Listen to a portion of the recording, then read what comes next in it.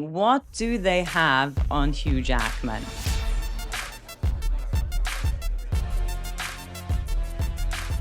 Hi, and welcome to Flawsome Talk. I'm Tashti Flo, and here on my channel, I talk about my good and bad experiences in Hollywood and working as an entertainment reporter, and a lot about Blake Lively and Justin Baldoni, Taylor Swift, Ryan Reynolds, Hugh Jackman, everyone involved in the crazy legal drama. Last week was intense.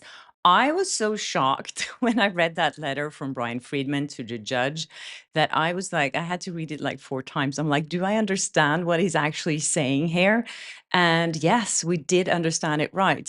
Blake Lively blackmailed Taylor Swift and threatened to expose all their text messages and their correspondence for the last 10 years if she didn't support her publicly. She had also asked Taylor Swift to delete their private text messages going back to September, October of last year, just when she probably allegedly started to plan this lawsuit against Justin Baldoni. So yesterday there was a story in the Daily Mail.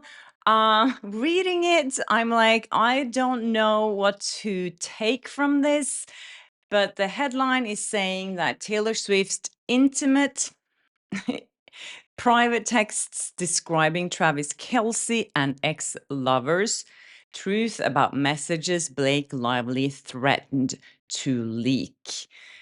Okay, I don't know how Daily Mail has gotten this information, but I'm sure they've spoken to someone. They wouldn't just like say that they know these things without having any sources on it.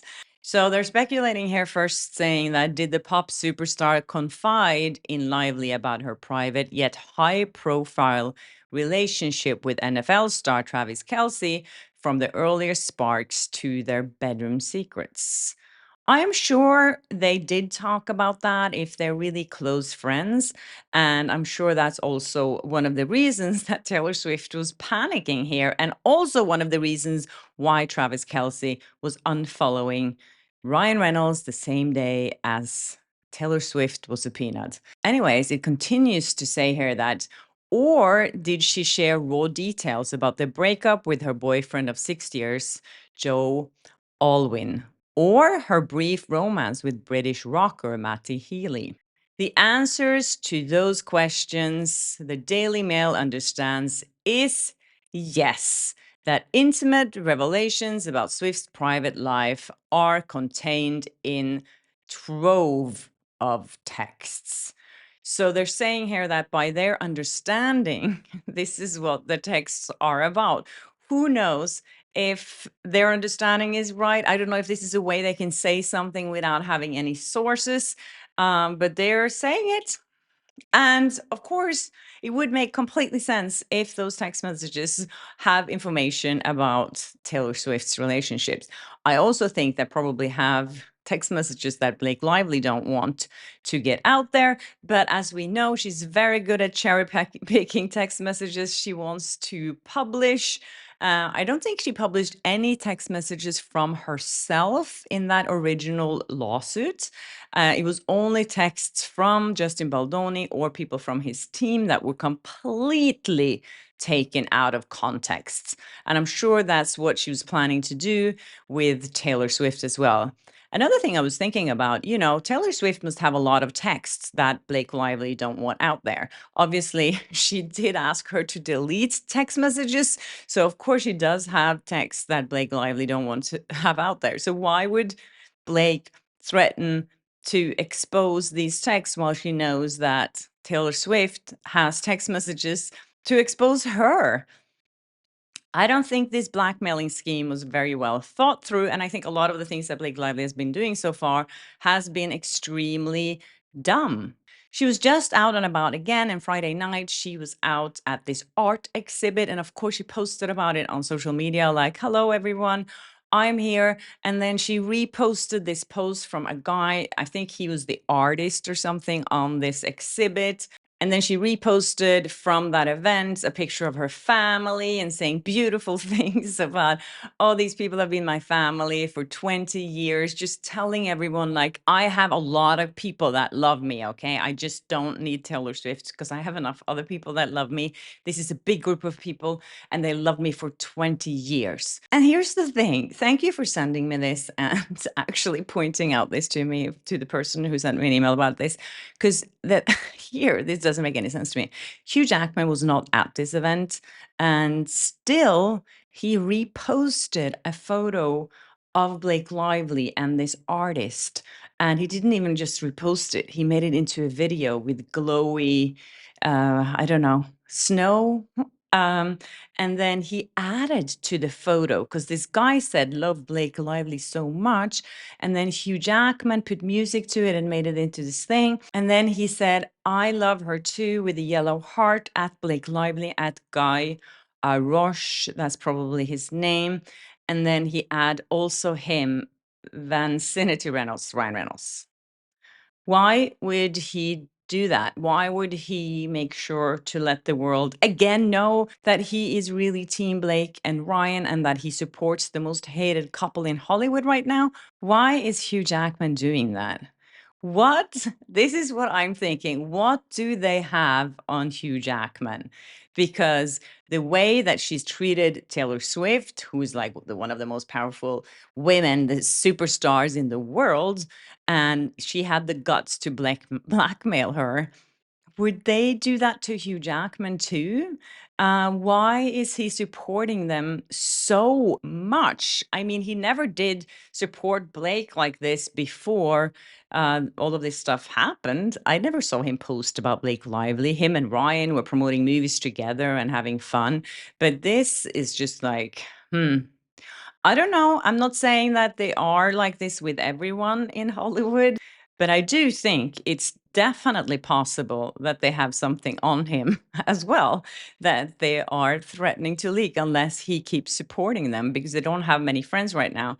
The only other friends that they have that's a celebrity is Salma Hayek, who I feel like she doesn't really know what she's doing while she's going out and about with Blake Lively. I mean, they obviously planned to make it look like she still has celebrity friends when they were out for dinner on Thursday night in New York because they knew there were going to be paparazzis there. I'm sure that they actually called the paparazzis because they do that and to show that, hey, we're here and we're with Salma Hayek and she still loves me. And yeah, it's so dumb.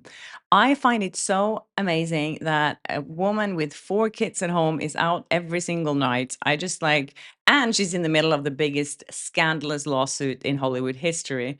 And she's out and about every night, smiling in different outfits. Anyways, there is another big celebrity who has allegedly unfollowed Blake Lively. According to Katie from Without a Crystal Ball, Cara Delevingne has unfollowed Blake Lively. She's also friends with Taylor Swift. And Cara Delevingne is a girl, she doesn't take any BS. She's not the kind of person that you bully around. I have to say, I've met Cara Delevingne a few times and I really like her. She's like, you know, she's honest, she's open, she's like, so what you see is what you get with her. And I'm sure she doesn't want this BS. And just for celebrities to know that Blake Lively is capable of blackmailing other stars and reveal private information about them, that she's willing to go there. Who wants to have a friend like that in their contact list?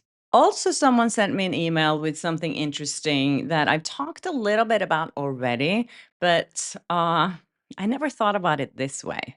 So I did speak about how Bradley Cooper has been dragged into this because he was thanked. It was a special thank to him at the end credit of It Ends With Us.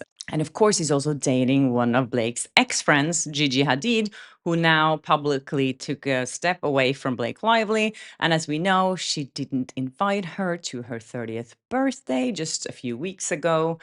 And here's the thing, as I said before, I think it's weird that she would thank Bradley Cooper and not Gigi Hadid. If she thanked both of them, it would be like, you're my friends, I'm thanking you. But it was weird that she only thanked Bradley Cooper. And there's been a lot of speculations that Bradley Cooper played a role in the final editing of the movie. As we know, Blake Lively completely took over from Justin Baldoni, and he never even saw the final movie before it premiered. So here's the thing that this person pointed out to me. So the Directors Guild of America has really strict rules. And of course, Bradley Cooper is a director as well. And of course, he's a member. And as we know, Justin Baldoni is a member of Directors Guild of America, DGA. And it says here that they have strict rules to protect the creative authority and final decision making of the credited director on the film. One of their core principles is directorial authorship, and they seek to prevent interference from producers, actors, or other directors in the editing or creative process once a director is officially attached. Even helping in the editing room could be a gray area if it crosses the line from support to creative decision making, especially if it influences final cuts, pacing, or scene structure. The DGA could view that as unauthorized co direction. And of course, that would be the case if the director actually approved this person.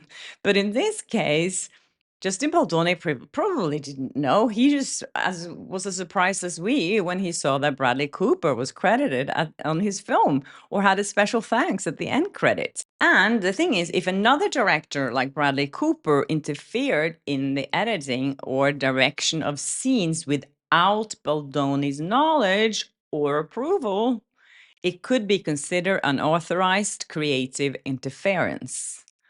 Cooper, as a DGA member, is expected to honor the guild jurisdictional boundaries.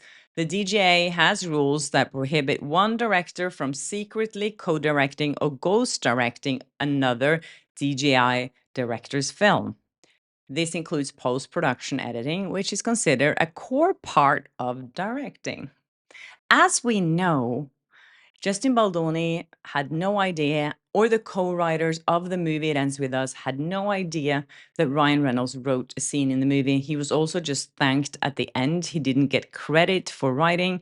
And definitely, I think it would be possible that same thing with Bradley Cooper. He was just helping Blake direct her movie that she wasn't the director of. And so this could potentially get Bradley Cooper into trouble if this comes out. And I am thinking here, Blake Lively has a great opportunity to blackmail Bradley Cooper as well, saying that we will reveal the information that you actually directed a film that didn't have your name attached to it, because then that would really piss off DGA and he could even be expelled for something like that. I'm sure he wouldn't, but they have strict rules about these things, and you don't want to get that reputation in Hollywood as well. So yeah, there's a lot of loose ends here, you guys. I can't wait to find out more. I'm sure this week is going to be filled with new information. And yeah, so stay tuned and hit the notification bell so you don't miss an episode of Flawsome Talk. And of course, if you haven't subscribed yet, please do. And I'll see you in my next one. And yes, please keep sending me tips. You guys are amazing. And as I said before, I would not be able to do this without you guys. So thank you so much. And I'll see you in my next one. Bye.